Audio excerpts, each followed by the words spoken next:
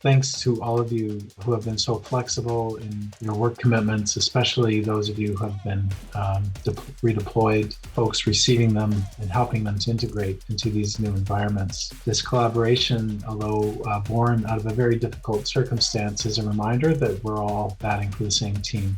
At the sites, our overall adult occupancy remains our greatest pressure. As an aggregate number, it's at 108%, but if we were to look at the Juravinski today, it's 119%. West Lincoln feeling inordinate pressures as well, around 118%. The Hamilton General not too far behind. So some pretty substantive pressures being felt across those sites, along with our ICU, just like the adult ICUs across the sector are right now feeling this inordinate pressure, capacity challenges. So sitting at 97%. So bottom line here is vaccines work against Omicron, and if you hear otherwise, that's not true. It still protects very well from hospital admissions and ICU admissions. Omicron is less severe at the individual level, but the very large number of cases that we had out in the community, despite Omicron being less severe and despite the fact that vaccines work, resulted in the strain of the hospital system that we've seen over the last few weeks, but it's not a sign that vaccines no longer work. We are a top performing hospital, and we want that to include our focus on EDI.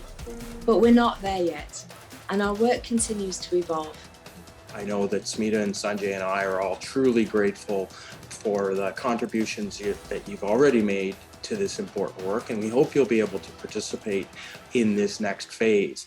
If you're interested in looking at the live virtual option for focus group participation, then if you hover your phone over the first barcode, you can be taken to the sign up tool. You can do the same with the self-guided online tool through the other barcode. And of course, you're welcome to do both. So truly hope that you'll take this opportunity to dive in a little bit more to tell us what you think is important in moving us forward on our equity, diversity, and inclusion journey. Along with the calendar of learning opportunities, the team is also hosting and coordinating a number of initiatives this month to recognize Black History Month. On February 3rd, the team will be launching a Black Employee Affinity Group for Black staff, physicians, learners, and volunteers. The group will meet for a second time later in the month.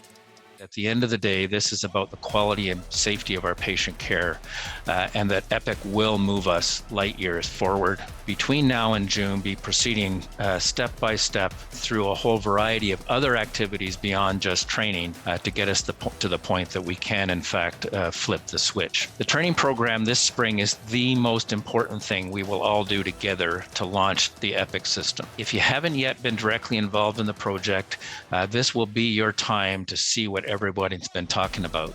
Really appreciate everybody's work, and thanks again for sharing your time today with us, and we'll see you next time in a couple of weeks.